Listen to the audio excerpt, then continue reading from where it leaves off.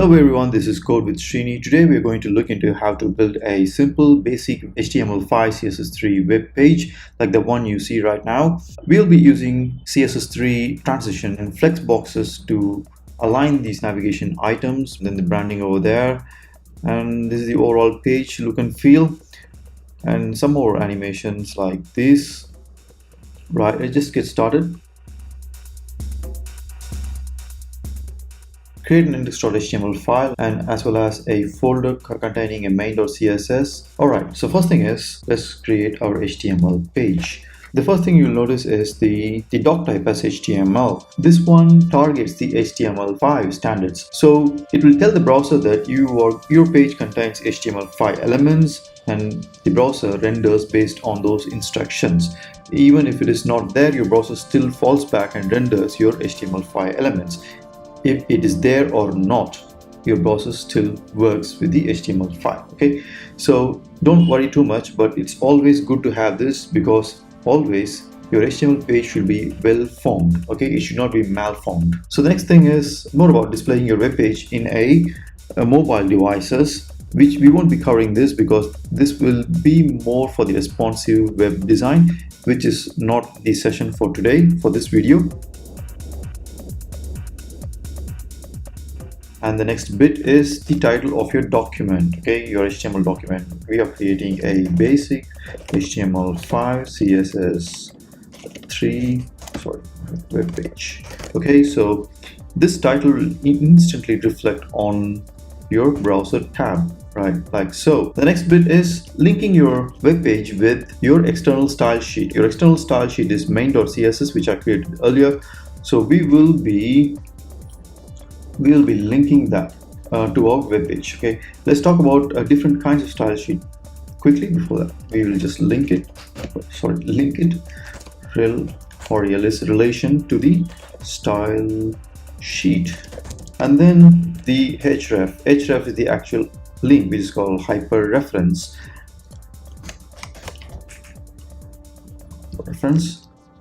If we find CSS in here, the folder just comes up and the file and the style that we need to add it. Okay, so we just added our style sheet. Now let's define some styling, basic styling. We will just paint the body background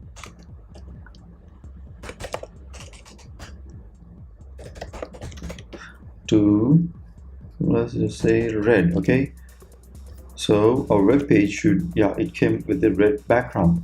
Now there are like three different kinds of style sheet. You get three different ways to style your page or include styling to your page. Okay, so the first method which we have seen now is the external style sheet. Right, the next method is the internal style sheet.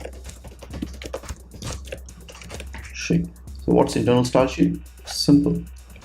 You will be writing style attributes or styling information or definition inside a style element like this. So let's recreate the same background and now call it as blue. Obviously your internal style sheet took precedence over the external style sheet. Okay, and the third one is, let's just have a text called hello world, hello basic HTML5, right?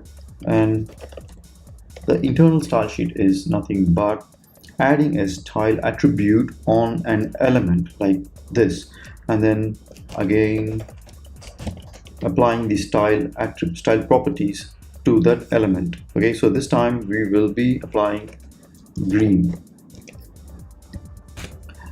No, there's something wrong. Background spelling mistake. Right, so it should be looking like this. Okay, so the inline styling took precedence over the internal, and then in turn the internal took precedence over the external style sheet. Okay, but the priority of loading the style sheets or loading the styling is based upon where you place the style sheet file. Okay, so for example, if I place it over here below the internal style sheet, and let's just remove this for a while to check who takes the precedence on what. Okay, so your browser renders this and encounters this internal style sheet and applies the background blue, and afterwards it again encounters the external style sheet which has a different color for the background. So obviously the latest one wins. So the latest one has a background of red which is painted right now. Okay, so let's just quickly remove this, get rid of this and this, and let's start building our page.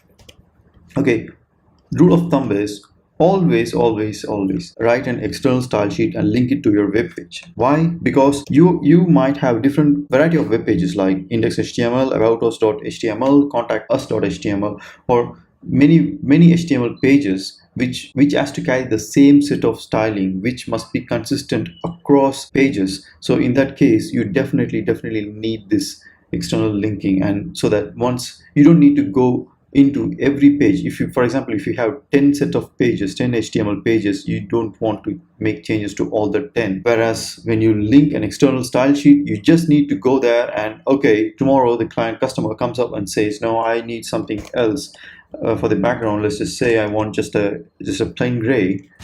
You got it. Okay, you just change it here and it changes and it makes changes to all other 10 pages. Okay, so that's it for the external styling.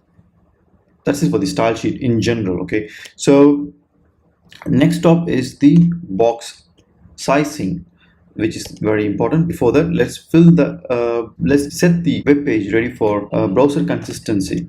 Right, so in all the browser, for example, IE, Chrome and Safari, they display the margins and paddings in their own way. Okay, so to do that, let's demonstrate a simple experiment called div with, let's just be div and then a paragraph, and then this is a paragraph. Okay, so you got right there. So this is a paragraph. If you notice, okay, let me just zoom in. Right, so you got some sort of a space on the left side of the paragraph and then the top side of the paragraph. Let me reset and go to the inspect element. You might notice something here. Let me highlight that. Okay, the first thing that we notice is if you go to computed, our body element, our web page, the body web page is surrounded by a default 8 pixels margin, top, right, bottom and left. Okay, so you can see it here. So it is not defined anywhere in our page. If you see, it is not at all defined. Okay, so same way, if you view this in Chrome or if you view this in IE, this might be a different value. This might be something like, let's just say 16 pixel. It might be 16 pixel. So your page will not be consistent. Whatever you build will not look the same across various browsers. To get them into the same page, to get them into the same look and feel, you need to apply a styling. Asterisk means you're targeting all the elements in the web development, in the UI world. When you're saying targeting an element means you are fetching an element, you're targeting basically, and you're applying style for that. So asterisk means you're targeting all the elements, including the HTML head and everything is targeted. And we need to set a margin. No, just don't set.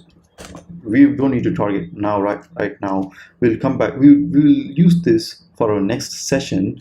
We'll just keep it like this. Let's just target the body for now. So to make it look the same on all the browser, we are targeting an HTML element as well as the body element separated by a comma, which means you are targeting both the elements at the same time and then applying a style for it.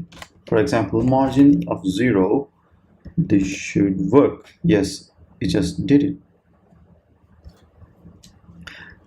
And then there is an automatic margin applied on top of an element. Oh, sorry, that's the paragraph element that done the job. Okay, so there is another concept called margin collapsing, which we'll be discussing in the next session. But for now, let's assume that we are targeting all the elements and then making it as 0. Right, what we are telling here is target all the elements and make the margin top as 0. So now all your elements are reset, all the stylings are reset. Okay, there is one more item, margin bottom. Now we can look that later upon, but for now the top is the most important thing.